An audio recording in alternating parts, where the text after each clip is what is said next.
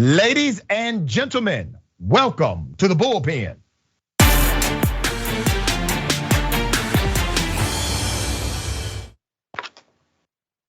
In the Bullpen today, we have Christopher Barnard, commentator, Young Voices, smart and accomplished guy. He writes for a wide range of outlets, including National Review, The Hill, USA Today. He has some well thought out articles in them streets. Thank you for being on the show. How are you? I'm great, Dr. Ritchie. Thanks for having me. Absolutely. I don't want to presume what you know or believe about our topic. We're going to chop it up about voting rights and the Voting Rights Act in the United States of America, by extension, the John Lewis Voting Rights Advancement Act. Give us your sentiment and I'll respond. Well, I think pretty much I'm just tired, sick and tired of the division and hypocrisy on this issue, really. It's a long time being a red team versus blue team kind of debate. And there's been a lot of finger pointing from both sides. And I think a lot of it started, honestly, I'm a conservative, and I recognize that a lot of it started under former President Trump during the 2020 election. And I think that really created a lot of division and lack of trust in our elections. But I also think that there is hypocrisy from the Democratic side as well. I was very worried seeing President Biden say that the midterms in this year might not be legit, that those are his words. And I think that we're just seeing an erosion of trust in our public institutions and the electoral integrity of this country. And I think there's just hypocrisy on both sides that needs to be addressed. You know, I concur with you. There is hypocrisy on both sides. But let's be clear about the authenticity of approach, right? Both political parties have a goal for political or more political power, right?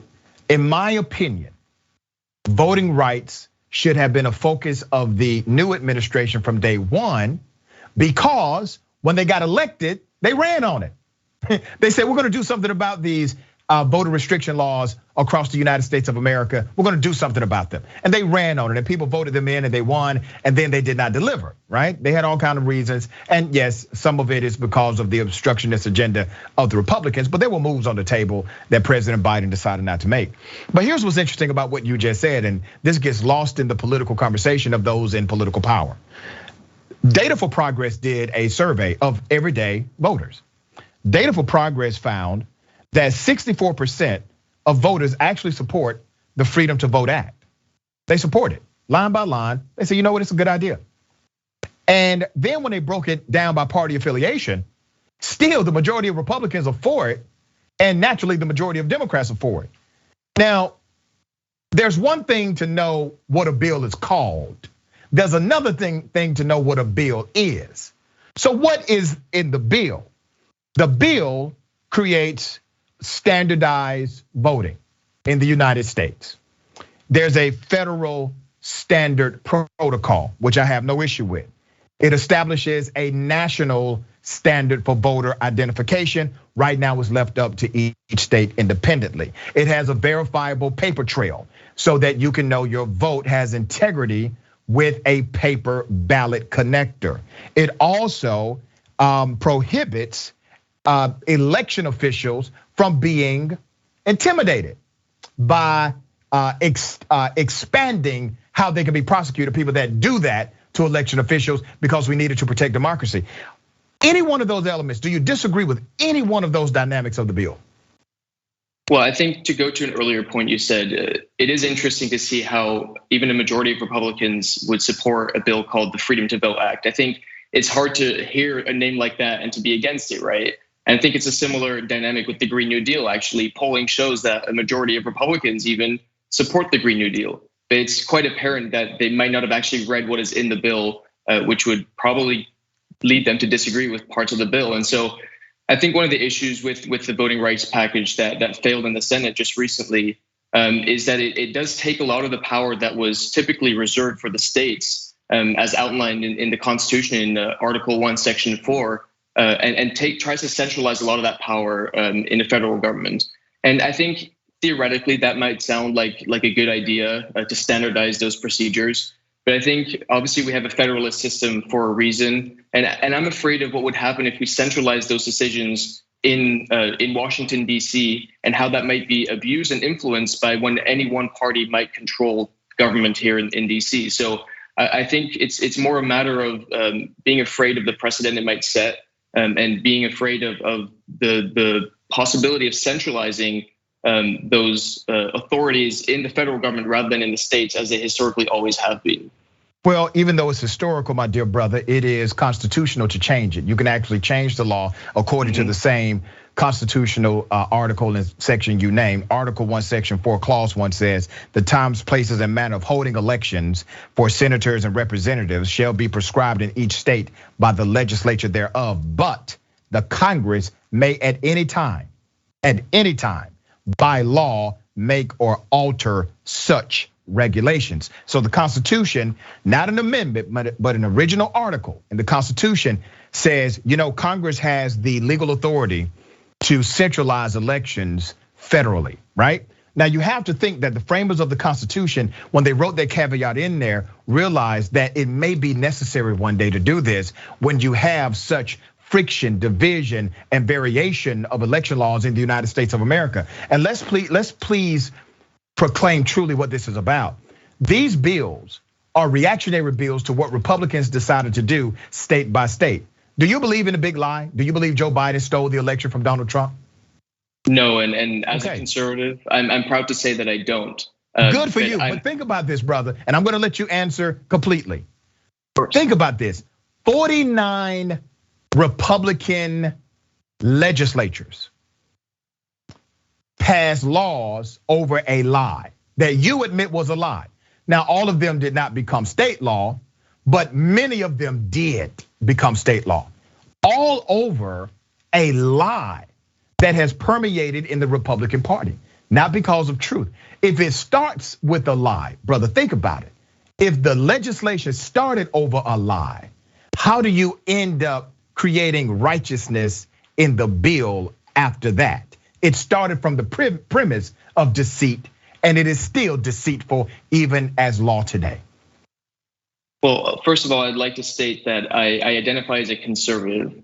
So I'm not beholden to the Republican Party, broadly speaking. And while many of my views might overlap with Republican officials, I am first and foremost a conservative. And I think that's an important caveat. And I feel it gives me a certain amount of independence and kind of, I would hope, integrity in the way that I can answer these questions. Yeah. When it comes specifically to your questions, I think in general, voting laws get updated pretty regularly in states around the country. And I think obviously a lot of laws have been and bills have been introduced in those legislatures, as you mentioned, in the last 2 years. But I don't think it's a completely new phenomenon that voting laws might be altered in different states. And so I guess my question to you really would be, which one of those bills are you particularly worried about? And what about them makes you so worried? Because I've looked at a lot of them and frankly, I don't really see what a lot of the fuss is about. I understand that if they're based on the fraudulent claims during the 2020 election,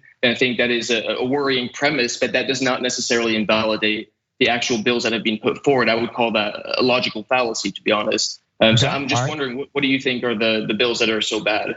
I'm glad you posed that question.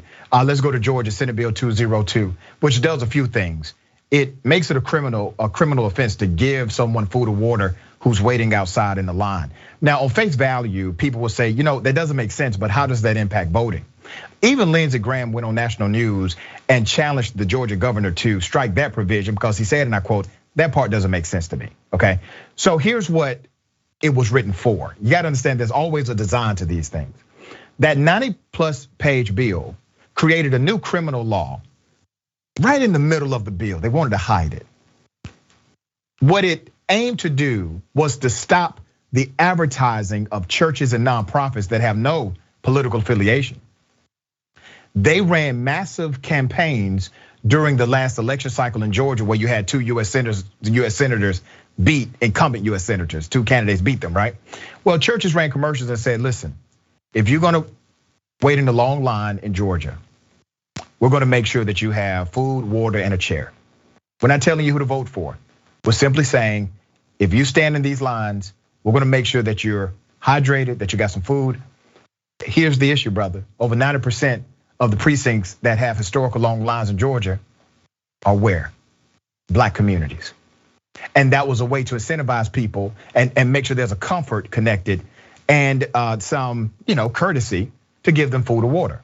you have to agree that passing a law that would make it a criminal offense, punishable by 6 months in prison, is overreach and absolutely aimed at stopping the practice of nonpartisan organization, primarily black churches, from simply handing mama them some water. That's problematic for me. The other problem with the Senate Bill 202 and similar bills like it is that it actually takes away power from county governments. Now, you said something really interesting on my show. You said the reason why you don't like the voting rights bill or any of them is because it centralizes the power back to the federal government. You want to have state governments make this rule, even though the Constitution clearly allows for the US Congress to do so. You said, I don't like that. I don't like that kind of overreach. However, it seems as if you are okay with the overreach from the state government, now overreaching into the county government, telling the county government what they can or cannot do, and having the legal authority to take over a local board of elections by executive decree in these particular bills. So in one hand, brother, on one hand, you're okay with the government takeover if it's the state taking over the county, but you don't want the government takeover when it's the federal government doing what's constitutionally allowable to a state. Explain that to me. Well, I as a conservative, I'm very much in favor of decentralizing and localizing authority as much as possible. And so I've not once stated that I'm in favor of a state overriding local rules and whatnot. Well, that's the one commonality, brother, of all of these bills. The one commonality is, in some way, every single one of these bills that actually did get signed into law, they limit the county's ability, that local county, that local board of elections ability to simply call the election as they see it locally. Every single one of them have that provision in the bill. So if you have, I mean, if you're true to your conservative roots, you would say, listen, based on principle, I don't like you taking away control from a local board of elections. So you agree with me, right? Well, I would also just add that the Constitution says that states quite clearly have the authority to do this. And as you mentioned rightly, well, the Constitution says Congress has the ability to do it. That's not what you're hanging your hat on. I'm just saying that it mentions the states first and then it mentions Congress. It doesn't really say much about local municipalities or whatever it might be. As much as I do believe in decentralizing authority and power wherever possible, I do think it also makes sense to have states, as outlined in the Constitution, to decide on the ways that their elections impact the federal level and have some level of coordination in that manner. I think the most important thing is to understand that different states have different cultures, much more than different municipalities might have different cultures. And so I think that is something to bear in mind in this as well. Let me ask you this, my man. How old should you be before you get a gun? Before you can legally have a firearm, how old should you be, in your opinion? I mean, I believe that it should be 18. Okay. Why do you believe that? Obviously, 18 is a relatively arbitrary number for anything. But I think if you can vote at 18, you can join the military at 18. You should be able to own a gun at 18. I also personally believe, I was born in Europe. I believe that you should be allowed to drink at 18. I think there should be a level of consistency there. What age do you think you should vote? 18. Okay. The reason why I'm bringing this to your attention is because these are all standards across the board, right? It makes sense that we have a standard to protect democracy, specifically as it relates to the presidency of the United States of America. We're not talking about a takeover, we're talking about uniformity, which is different. However, the bills that you basically support, these voter restriction bills, are actually takeover bills of local jurisdictions. The bill that you are antithetical to is a voting rights bill that would create uniformity in the process and still give Republicans everything they've always asked for, such as an ID, paper trail ballots, etc. Those things are all in the bill. My challenge to you, brother, is what is it in the bill other than the process that you don't like? Because the process is allowable based on the US Constitution, Article 1, Section 4, Clause 1. Well, I think that, for example, when it comes to voting ID, it does water down a lot of that of those rules to the extent that you could actually, as long as you have someone with you backing up that you are who you claim to be, you can vote. I think that is not necessarily something that is good for the integrity of elections. That's really interesting. 20 years ago, nobody had to present an ID to vote. Do you believe voting is a right? I believe voting is a right. I also believe that presenting proof of who you are to cast that vote well, let me ask is you also something that should be allowed. And that's fine. I understand your proclamation. What other right do you have where you need to present an ID to exercise it? I mean, there are many different things. If you want to open up a bank account, you have to. You don't have a right to open up a bank account. That's a privilege. Banks can deny you. I mean, there are different types of rights, and what kind of right do you think that we should not have? No, I think we should have all of our rights. My question to you, brother, is very clear. What other, since you believe voting is a right, which I believe also, what other constitutional right do you have where you need to present an ID to exercise that right, other than voting? I mean, I'm not sure if I can think of one off the top of my head, but I don't think any of the other rights. I don't think any of the other rights imply the same kind of impact on the rest of society that voting would. Really? You don't? No. Of course not. Okay. Right to bear arms? Well, the thing is that you're trying to claim that if you currently federal law states that you have to be a citizen to cast a vote. I think it would make sense for you to have to prove that you are a citizen indeed to cast a vote. But you don't prove you're a citizen with an ID. That's not a citizen card. We have no national card in America. Some other countries do. Your ID does not signify that you are a citizen of the United States. You didn't know that? No, of course I knew that, but I still think that it. Anyway. All right, man. I appreciate you being on the show. Thank you, bro.